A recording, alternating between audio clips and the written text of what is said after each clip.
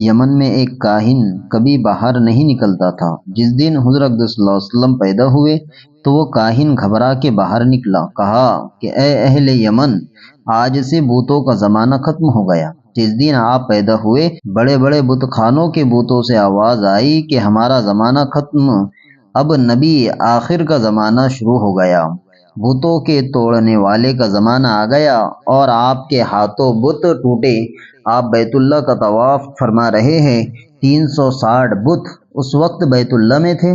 آپ چلتے چلے جا رہے ہیں اور بت کو اشارہ کرتے ہیں، جاء الحق وزهق الباطل ان الباطل کان زہوقا، اور اشارہ کرتے ہی بت ٹوٹ کے گرتا ہے، بار بار اشارہ فرماتے ہیں اور بت ٹوٹ کے گرتے ہیں۔ 360 بت جو بیت اللہ میں رکھے تھے ہاتھ کے اشارے سے، حالانکہ اس وقت کمان ہاتھ میں تھی، کمان کو کسی بت سے لگایا نہیں بلکہ اشارہ کرتے چلے جا رہے تھے اور بت ٹوٹتے چلے جا رہے تھے کہ بتوں کو توڑنے والے کا زمانہ آ گیا۔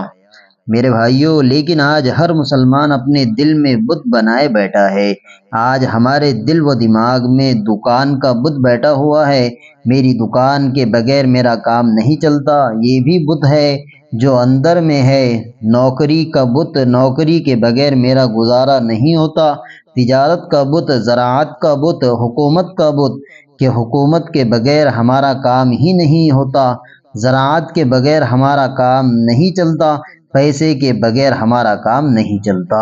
میرے بھائیوں، مال کا چلے جانا یا فقر کا آ جانا، اللہ ذوالجلال کی قسم یہ کوئی آزمائش نہیں ہے، اور بغیر توبہ کے دنیا سے چلے جانا یہ سب سے بڑی ہلاکت اور بربادی ہے کہ ابھی سے قبر کے سانپ اور بچھو ان کو پکڑیں گے کہ چیخ و پکار مشرق و مغرب میں سنائی دیں گی، لیکن کوئی بھی اس کی چیخ و پکار پر سننے والا نہیں ہوگا۔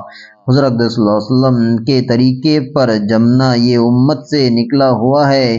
صحابہ کرام رضی اللہ عنہ اجمعین کی اس رخ پر تربیت فرمائی کہ مرنا قبول کیا۔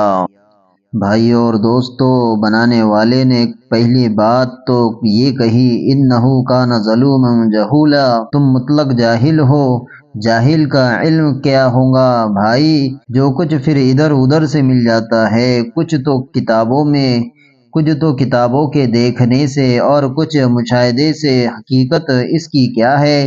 وما اوتیتم من العلم الا قلیل، نہیں میں نے بہت تھوڑا علم دیا ہے، بہت تھوڑا۔ کتنی ترقی کی صدائیں گونج رہی ہے، ابھی تک اس کائنات کا 3% بھی معلوم نہیں ہو سکا، 97% تو ہاتھ نہیں لگایا، اور 3% کے قریب جو دریافت ہوا ہے وہ اتنا لمبا چوڑا ہے کہ اس میں گردش کرنے والے جو سیارے ہیں، اور ہماری زمین بھی ایک سیارہ ہے جو بھاگ بھی رہی اور گھوم بھی رہی ہے۔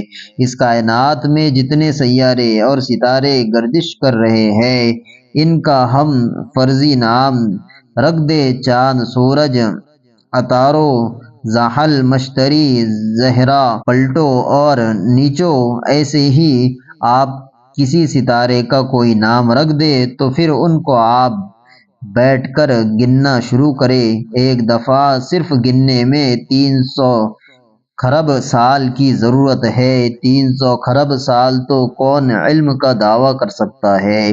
لہٰذا اللہ کی بات مان لینا چاہیے، انہ کان ظلوما جہولا۔ اللہ تعالی ہم تمام کو کئی سنی باتوں پر عمل کرنے کی توفیق عطا فرمائے، اور جو ساتھی ہمارے چینل پہ نئے ہیں وہ ہمارے چینل کو سبسکرائب کریں اور بیل آئیکن کو دبانا نہ بھولیں۔